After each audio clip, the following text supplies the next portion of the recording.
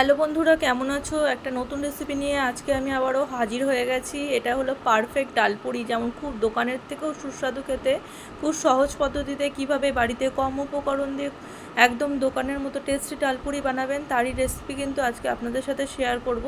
আর দেখিয়ে দেবো ডালপুরিটা কতটা সফট হয়েছে আর পুরটা কতটা ভেতরে আছে। দেখেন কতটা সফট হয়েছে, হাতে এরম একদম মুঠোর মধ্যে চলে আসছে, এবং পুরটাও আমি দেখিয়ে দিচ্ছি ভেতরে।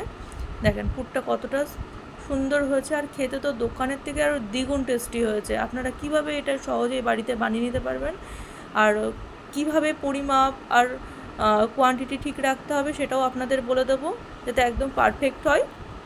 আর এই রেসিপি ফলো করে যদি আপনারা করেন, একদম দোকানের মতো হবে, আমি এটা গ্যারেন্টি দিতে পারি।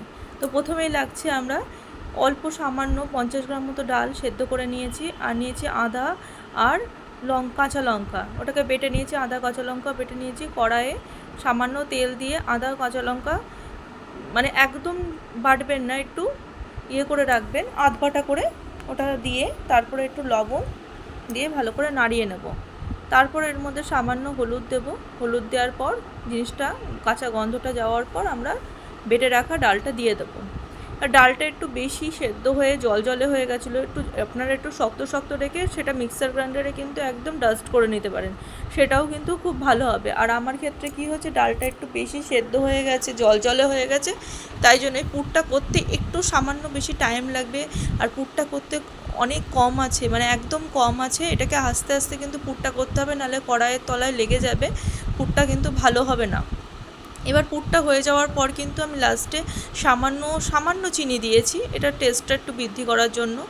তারপরে আমি একটা বোলের মধ্যে 3 কাপ মতো ময়দা নিয়েছি, সামান্য লবণ দিয়েছি।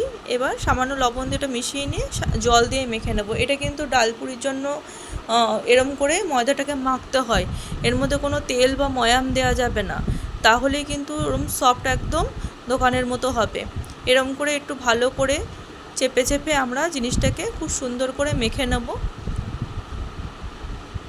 আর আস্তে আস্তে জল অ্যাড করব। প্রথমেই যদি বেশি জল দিয়ে দিই তাহলে কিন্তু একদম হয়ে যাবে, নরম হয়ে যাবে, জিনিসটা ভালো হবে না। দেখেন আমি দেখিয়ে দেবো কেমন করে রাখতে হবে, এরকম থাকবে। ওরকম আমি 15 মিনিট রেস্টে রেখে দিয়েছি। দেখেন আমাদের পুর কিন্তু একদম রেডি করে ঠান্ডা করে নিয়েছি। এবার ময়দার লেচি আমি কেটে নেব। আমি যা ময়দা নিয়েছিলাম সেটাকে 10খানা ডালপুরি হয়েছিল, সেখানে আমি এবার সেই পরিমাণ মতো পুর আমি এর মধ্যে দিয়ে দেবো। এবার যা ডালের পুর আমি বানিয়েছি সেটা আরও থেকে গেছে, এর মধ্যে রাখার পরও আমার থেকে গেছে, 50 গ্রাম ডাল নিয়েও সেটা থেকে গেছে। তাহলে আপনি ভাবেন মানে কত কম জিনিস লাগে এই জিনিসটা বানাতে, আর এত টেস্টি হয়।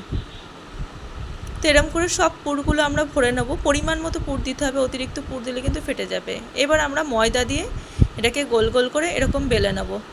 খুব পাতলা হবে না, আবার খুব বেশি মোটাও কিন্তু হবে না, সেই বুঝেই কিন্তু এটাকে বেলতে হবে। আর বেশি চাপ দিয়ে কিন্তু বেলা যাবে না, বেললে কিন্তু জিনিসটা ফুটো হয়ে যেতে পারে, তখন তেল ঢুকে যাবে ভেতরে, সেটা কিন্তু খেতে একটুও ভালো হবে না। আর যেভাবে করছি এটা তেল কিন্তু সোপও করবে না অতটা, যতটুকু তেল লাগে ততটুকুই হবে, ততটুকুই লাগবে। এইভাবে আমি 10টা ডালপুরি কিন্তু বেলে নেব। থিকনেসটা দেখুন, এইভাবে এরকম থিকনেস থাকবে। তো এইভাবে 10টা ডালপুরি আমি বেলে নেওয়ার পর ওইদিকে কড়াইয়ে কিন্তু আমি তেল অলরেডি বসিয়ে দিয়ে এসেছি, সেই ফাঁকে এসে বেলে নিচ্ছি এটাকে। খুব সুন্দর করে বেলে নেবেন জিনিসটাকে। তাহলে চলুন, আমি কড়াই তেল বসানো আছে, তেল কিন্তু ভালো মতো গরম হয়ে গেলেই আমরা ডালপুরিগুলো ছাড়তে শুরু করব। আগে প্রথমে চেক করে নেবো কিন্তু হাত দিয়ে তেলটা ভালো গরম হয়েছে কিনা। তারপরে তেলটা ভালো হলে ডালপুরি ভাজতে কিন্তু 5 মিনিটও টাইম লাগবে না। আর যদি ঠান্ডা তেলের মধ্যে দেন, তেল কিন্তু প্রচণ্ড তেল উঠে আসবে, সেটা খেতে খুব একটা ভালোও হবে না, আর অত তেল কিন্তু খাওয়া ভালোও না। আর আমি এটাকে স্বাস্থ্যকর রেসিপি আমি বলবো না কোনো কারণেই, কারণ ময়দা তেল এত ব্যবহার হচ্ছে, তো মাঝে মধ্যে এরকম রেসিপি খাওয়াই যেতে পারে। একবারে হেলদি খেতে খেতে তো মুখই পচে যায়, ভাল লাগে নাকি সব সময়? মাঝে মাঝে এই সমস্ত খেতে ইচ্ছা করে, কিন্তু দোকানের কেনার থেকে বাড়িতে আমার মনে হয় বাড়িতে ফ্রেশ তেলে ভাজাই ভালো। কিন্তু কড়াইটা কালো দেখে ভাববেন না, এটা কিন্তু লোহার কড়াই, তাই জন্য কালো। এবার আমি পরিবেশন করতে শুরু করে দিয়েছি আলুর দম দিয়ে। এই আলুর দমের ভিডিও কিন্তু আমি নেক্সট ভিডিওতে দেবো কালকে, অবশ্যই আপনারা অপেক্ষা করবেন। আমি একটা ভিডিওতে দিতে গেলে ভিডিওটা অনেক লং হয়ে যাচ্ছে, সমস্যা হবে। দেখেন ডালপুরিটা কতটা সুন্দর হয়েছে।